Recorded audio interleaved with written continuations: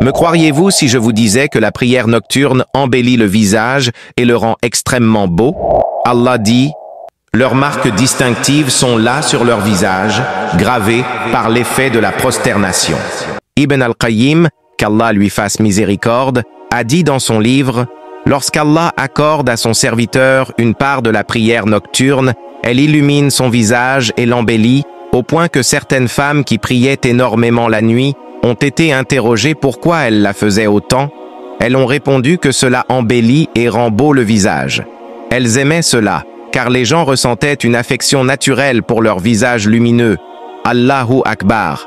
Saïd ibn Musayyib a dit, un homme qui prie la nuit, Allah met sur son visage une lumière que tous les musulmans aiment, même ceux qui ne l'ont jamais vu auparavant.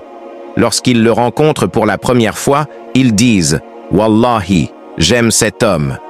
Quand les gens voyaient l'imam Ibn Sirin, ils disent « Subhanallah » en voyant la lumière de son visage.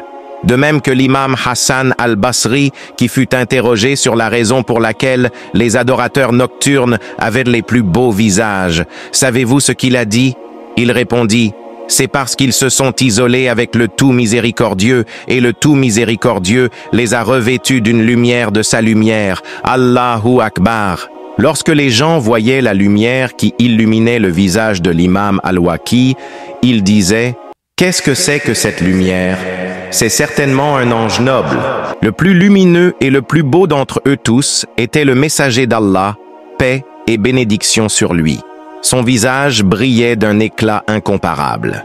Lorsqu'il souriait, son visage s'illuminait comme le soleil. Nous n'adorons pas Allah uniquement pour qu'il embellisse nos visages. Nous l'adorons par crainte, par désir et par amour pour lui. Si notre intention est pure, nous obtiendrons ses bienfaits. C'est ainsi que notre Seigneur traite ceux qui l'invoquent la nuit. Il leur donne un bonheur extraordinaire que seuls les adorateurs nocturnes peuvent goûter.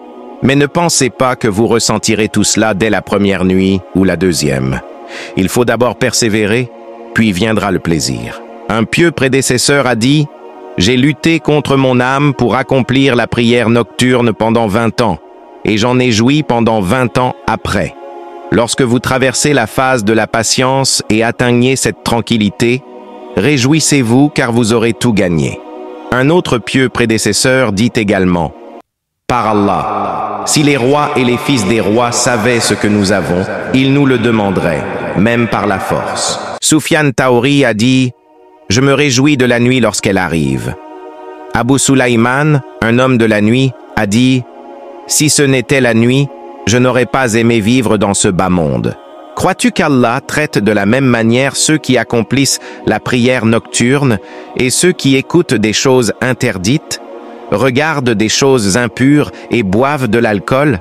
C'est impossible, mais la plupart des gens ne le savent pas.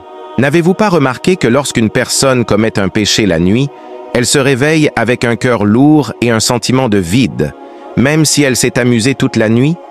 Alors que pendant les 10 derniers jours du Ramadan, les gens pleurent pendant la prière nocturne et les supplications, et pourtant, lorsqu'ils se réveillent, ils se sentent légers et apaisés. Comment cela se fait-il?